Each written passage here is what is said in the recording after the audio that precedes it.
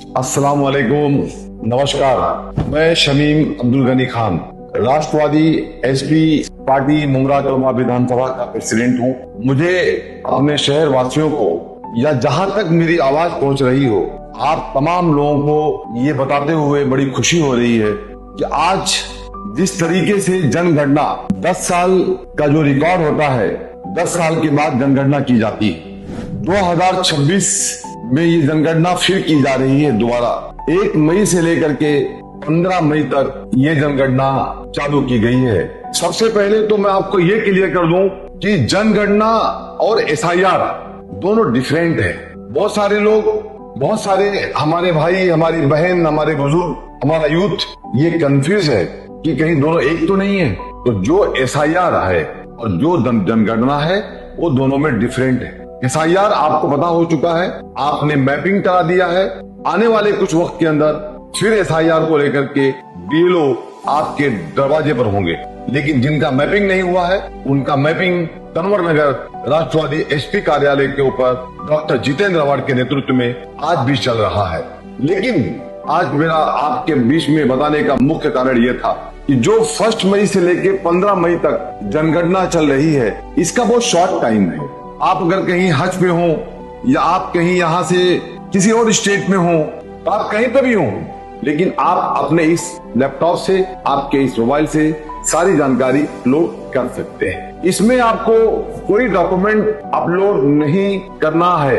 ये प्रोसेस महाराष्ट्र में बता चुका हूं मैं कि 1 मई से लेके 15 मई तक ये ऑनलाइन चलेगा। मैं आपको सरल शब्दों में बताना चाहता हूँ। ऑनलाइन फॉर्म में आपसे मुख्य रूप से घर, परिवार, सुविधाएं, एसेट से जुड़े सवाल पूछे जाएंगे, जो इस प्रकार होंगे।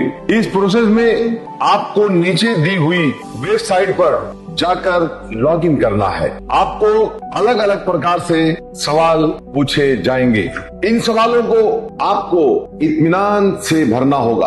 आपको फिर मैं दोबारा रिपीट करना चाहता हूँ, 1 मई से लेकर के 15 मई तक इसका समय दिया गया है। हाँ, अगर आपको कुछ परेशानी हो, आपके पास मोबाइल नहीं हो, आपके पास ये लैपटॉप नहीं हो, तो तनवर नगर दोस्त अपार्टमेंट राष्ट्रवादी विधानसभा कार्यालय ऑफिस पर हमारे नेता डॉक्टर जितेंद्र अवार्ड साहब की जानिब से वहाँ पर पूरी सुविधाएं प्रोवाइड की गई है। हमारी टीम वहाँ पूरी बैठी हुई है, पूरा काम चालू कर दी आज से। आप आए, हम आपकी सेवा करने के लिए, आपकी खिदमत करने के लिए हाजिर है। आपके मन में एक सवाल उठता होगा कि ये जनगणना का मतलब क्या है, ये जनगणना सरकार क्यों करवाती है? तो इस जनगणना का मतलब है देश के लोगों को और उनकी जिंदगी के बारे में पूरी तस्वीर समझना, ताकि सरकार बेहतर फैसले ले सके और विकास सही तरीके से हो सके। ये है जनगणना का मुख्य मतलब। उसके बाद ये जब आपको ये सवाल पूछे जाएंगे, जिसमें टोटल 33 सवाल होंगे, जैसे ए, जैसे बी, जैसे सी, जैसे डी, जैसे ई, एफ, जी, एच।